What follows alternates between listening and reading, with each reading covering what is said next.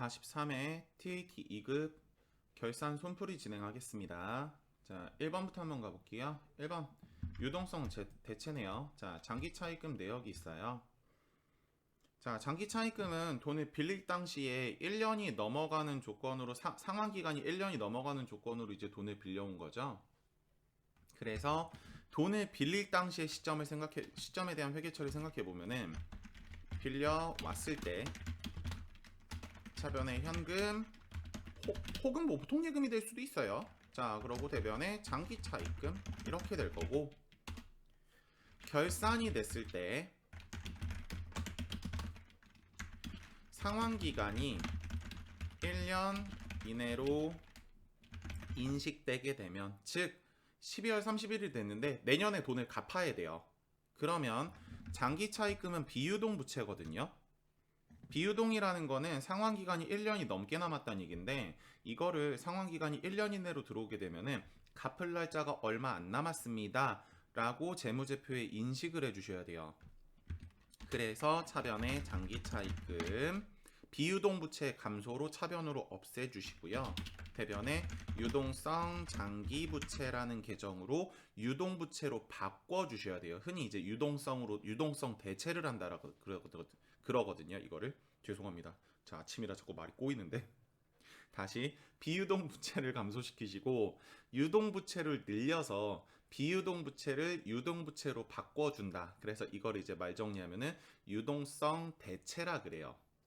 되셨죠? 그래서 지금 문제는 요건데 요거 말고도 이제 또 어떤 게 나올 수 있냐면은, 이렇게 상환 기간이 1년 이내로 들어와서 갚을 날짜가 얼마 안 남았습니다 라고 재무제표에 인식을 했는데, 회사 사정이 너무 안 좋아서 돈을 갚아야 될 이제 금융기관이라든가 아니면 거래처에 가서 죄송한데 이 상환 기간을 좀 늘려주시면 안 될까요? 라고 협상을 해서 그게 오케이가 됐을 때 상환 기간이 다시 비유동으로 바뀌면, 되셨어요? 상환 기간이 다시 1년이 넘어가 버리게 되면은 이거를 또 뒤집어줘요. 유동성 장기 부채, 유동 부채가 감소하고 대변에 장기 차입금이 오면서 비유동 부채가 증가하는, 이렇게 이제 회계 처리가 되시거든요.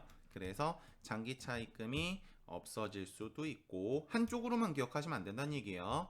장기 차입금이 다시 생길 수도 있다. 괜찮으시죠? 자, 그래서 현재 우리가 하셔야 되는 건 요거예요. 회계 처리가. 자, 그래서 아래 회계 처리를 한번 보면은, 자, 국민은행의 차입금이 4천만 원이 있는데 2021년부터 이제 우리가 지금 문제 푸는 건 2020년 기준입니다. 2020년도 기준으로 내년에 6월 30일에 5년간 원금을 균등 분할한대요. 30일부터네요. 6월 달부터 5년간 원금을 균등 분할한대요. 그럼 내년에 당장 갚아야 될 부분은 4천만 원 나누기 5를 한 만큼만 갚으면 되겠죠. 이해되세요?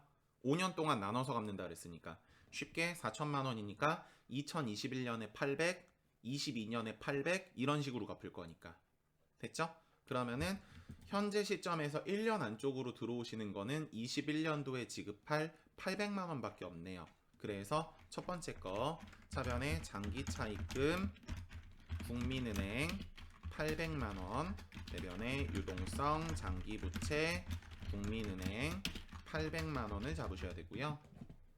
다음 아래 거 우리은행 거를 보시면은, 우리은행은 상환 기간이 2022년이에요. 그럼 1년 이내가 아니죠. 그러니까 이건 뭐 의미가 없고요, 문제가.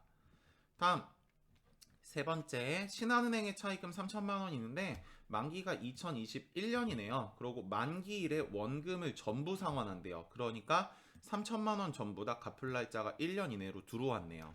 그래서 차변에 장기 차입금 신한은행 금액은 3천만 원, 대변에 유동성 장기 부채 신한은행 3천만 원이 됩니다.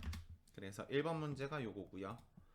자, 다음 2번 결산자료 입력에 대한 자동 결산 얘기가 나오시네요. 자, 기계장치 나왔으니까 고정자산 등록하시는 문제네요. 고정자산 등록하실 때는 AT 같은 경우는 고정자산 등록을 하셔도 이게 결산자료 입력에 자동 반영이 안 돼요. 그래서 고정자산 등록을 하시면 두 번째 월별 감가상각 계산이라는 곳에 가셔가지고 12월을 입력 후 기능 모음에 저장을 해주셔야 돼요. 그래야 세 번째 결산 자료 입력을 갔을 때 데이터를 불러오실 수 있거든요. 그래서 세 가지 순서를 지켜서 하셔야 돼요. AT는 괜찮으시죠? 요거 지켜야 돼요. 아셨죠? 자, 한 번 더. 자, 기계장치가 올해 취득했죠? 그래서 올해 취득을 하시면요 4번서부터 입력을 하셔야 됩니다. 고정자산 등록 입력하실 때. 됐죠? 또 하나 더. 자, 절단기의 구입 시 시운전비가 있네요. 그럼 시운전비 같은 경우는요 구입할 때 구입 시 비용이기 때문에 구입하신 취득금액에다 더해 주셔야 돼요. 되셨죠? 그래서 취득금액 자본적 지출이죠 결과적으로. 그래서 취득금액에 더해 주셔야 됩니다. 됐죠? 그래서 취득금액 4번에 입력하실 때는 2,100만 원을 치셔야 돼요. 괜찮으시죠? 자, 다음 여담 얘기 하나만 더 갈게요. 문제를 푸실 때 기계장치가 만약에 지금 2019년이었는데 그럼 올해가 아니라 작년이죠. 그럼 이렇게 되시면은 1번부터 입력을 하셔야 돼요. 되셨죠? 이렇게 되시면 1번부터 입력을 하셔야 되고, 근데 만약에 아래 자본적 지출에 들어가는 게 2020년 지출이다. 요건 2020년 지출이다. 그러면 얘는 4번에 치셔야 돼요. 입력을 하실 때. 요렇게 푸는 문제가 나온 적이 있어요. AT에. 그래서 요거 하나 주의를 좀 해주셨으면 좋겠어요.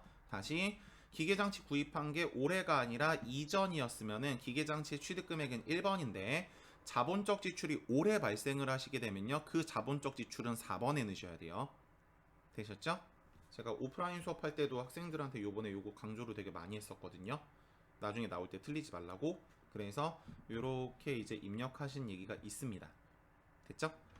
자, 그래서 두 번째 거 같은 경우는 고정자산 등록에 가서 그냥 계산하시면 되는 문제이기 때문에 딱히 지금 내드릴 건 없는데 개인적으로 그냥 손계산 정도만 해드리면은 정률법이거든요. 그럼 정률법은 취득원가 마이너스 감가상각 누계액 곱하기 정률이에요. 그래 취득원가가 현재 2,100만 원이고 올해 구입했으니까 감가된 부분은 없고 다음에 곱하기 정률은 내용연수가 5년이시거든요. 그럼 정률은 0.451일 거예요. 이건 제가 외우고 있는 거예요. 다음 그러고 구입하신 게 4월에 구입하셨죠? 그럼 월할 계산을 하셔야 돼요. 올해는 1, 2, 3은 안 썼으니까. 그래서 올해 사용하신 기간은 9개월 나누기 12 하셔가지고 계산 금액을 계산을 하셔야 됩니다. 참고로 이거는 컴퓨터가 나중에 계산을 해줘요. 되셨죠? 그래서 계산기 한번 눌러보면은 곱하기 0.451 곱하기 9 나누기 12를 하시면은 나중에 프로그램 입력하셨을 때 요 금액이 나오시면 맞는 거예요. 710만 3,250원이 나오시면 맞습니다. 그래서 답안에 가시는 거 여기까지시고요. 자, 결산 풀이는 여기까지고요. 소득세 풀이 시간에 뵙겠습니다. 자, 수고하셨습니다.